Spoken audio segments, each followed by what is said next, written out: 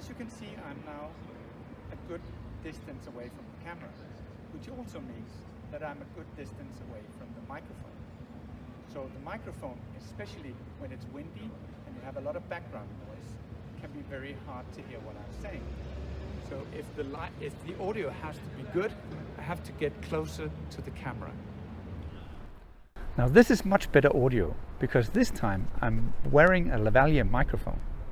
This is just an extension cord with a microphone on the end, and it's about 50 euros, so it's not very expensive. But do you a favor, buy yourself the one with the long extension cord, because this one I don't really know what to do with. Okay, when you do a video clip, make sure you listen to it right afterwards, because sometimes there may be some sounds in the background that you really don't want on your video clip.